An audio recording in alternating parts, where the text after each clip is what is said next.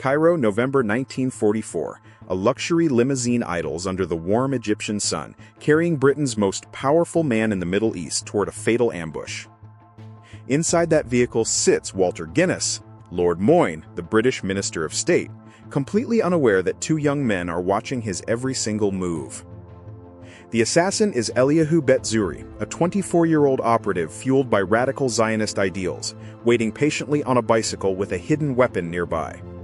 Alongside him is his comrade Eliyahu Hakim, equally determined to strike a blow against the British Empire that will force the world to pay attention. They belong to Lehi, an underground militant faction willing to use extreme violence to achieve their vision of an independent Jewish state in Palestine. Lord Moyne represents everything Lehi despises: British colonial rule blocking desperate refugees from escaping the horrors unfolding across war-torn Europe during World War II. For months, the operatives have tracked Moyne's daily routine, noting his precise travel times, his guards, and the quiet residential streets where security remains relaxed. November 6th arrives with oppressive heat. The two men position themselves on the quiet streets of Zamalek, their hearts pounding as the target approaches. The limousine slows down to navigate a sharp corner. This is the exact moment they have trained for, leaving no margin for error or hesitation. Shots ring out in the quiet afternoon air. Lord Moyne and his driver are hit, plunging the upscale Cairo neighborhood into instant panic and utter chaos. The operatives attempt to escape on their bicycles, but local police and bystanders quickly give chase through the winding residential alleyways of the district. Within minutes, Egyptian authorities corner and capture both men, recovering their weapons and putting a swift, dramatic end to their desperate bid for freedom. News of the assassination travels across telegraph wires instantly, shocking world leaders, and leaving British authorities in Cairo scrambling to contain the immense political fallout.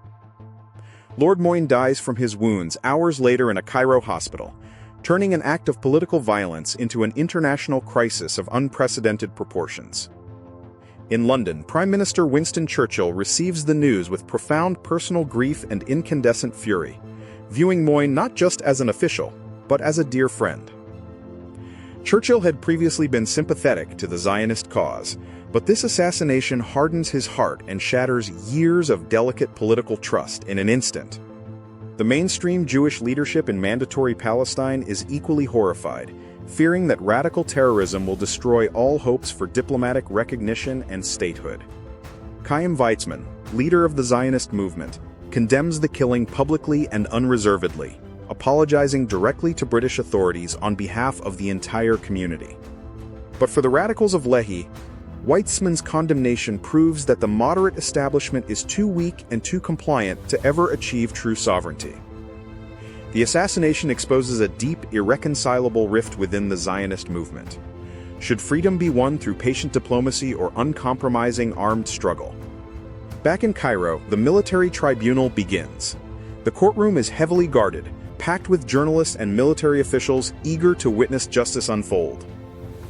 Eliyahu Bet-Zuri and Eliyahu Hakim refuse to recognize the legitimacy of the court, turning their trial into a political platform to broadcast their radical manifesto.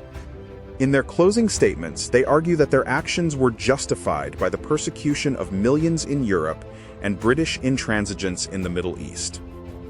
Despite their eloquent and defiant defense, the military court reaches an inevitable verdict, sentencing both young men to death by hanging for their crimes. The sentence is carried out in March 1945.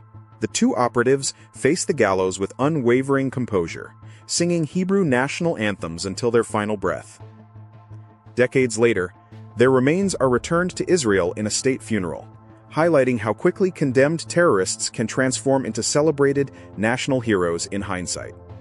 The killing of Lord Moyne remains one of the most controversial turning points in the history of the struggle for Israeli independence and British withdrawal.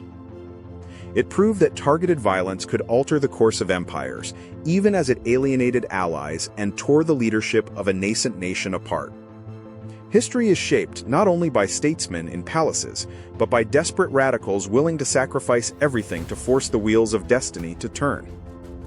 The echoes of Cairo in 1944 still remind us how thin the line is between desperate freedom fighting and unforgivable political assassination.